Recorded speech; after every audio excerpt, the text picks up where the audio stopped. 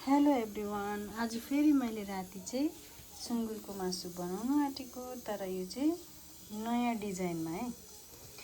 यसरी हल्दीहरू दलेर है मैले सुँगुरको मासु चाहिँ बिना तेलमा चाहिँ यसरी कराईमा चाहिँ सजाइसकेको छु।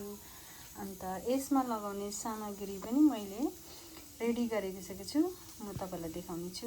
यहाँ हेर्न सक्नुहुन्छ मैले टमाटर खप्टेरो मतलब आधी आधी पारेर एउटा टमाटरलाई चाहिँ दुईटा बनाएको छु। अन्त एउटा प्याज स्लाइस गरेको छु। अन्त यसमा चाहिँ लसुन अदुवा दुईटा रातो खुर्सानी चाहिँ कुचाएको छु। अन्त डल्लै सिङ्गै खुर्सानी पनि छ, सुकेको खुर्सानी पनि 5वटा जति छ, ज्यादा पिरो हुन्छ भनेर। अन्त यसमा चाहिँ मसला हाल्नु पर्दैन यतिमै। अन्त यसमा म तपाईलाई चाहिँ लगाइकिन चाहिँ देखाउने छु। फेरि यसमा चाहिँ स्वाद अनुसार चाहिँ नुन लगाइदिने है। अन्त त्यसपछि फेरि अलिकति सोया सस लगाइदिने। त्यसपछि चाहिँ मैले टिम्बुर चाहिँ कुटेर राखेको थियो, त्यो टिम्बुर पनि यसमा लगाइदिने है। त्यसको बादमा फेरि पानी हालिदिने। यसमा मैले पानी पनि हालिसकेँ। अब यसलाई चाहिँ म मजाले बसाउँछु, किनकि फुल फ्लेममा बसाल्छु।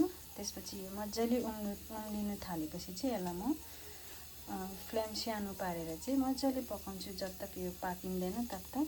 अन्त चाहिँ म तपाईहरुलाई पाकिसकेर चाहिँ खत्तम भइसकेर चाहिँ म तपाईलाई देखाउने छु। लास्टमा चाहिँ म चिल्ली पाउडर लगाउँछु, अलिकति ज्यादा पिरो हुन्छ है। चिल्ली पाउडर लगाइसकेपछि चाहिँ म यसलाई मजाले ढाकेर एकछिन उम्लिनु दिन्छु। त्यसपछि रेडी भएपछि चाहिँ म तपाईहरुलाई देखाउँछु कस्तो हुन्छ।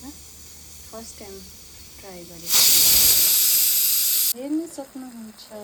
मेरो सुँगुरको मासु चाहिँ रेडी भइसक्यो, बिना ओइल बिना मसलाको। कस्तो लाग्यो कमेन्टमा भनिदिनुहोस् होला। Thank you for watching. Bye by.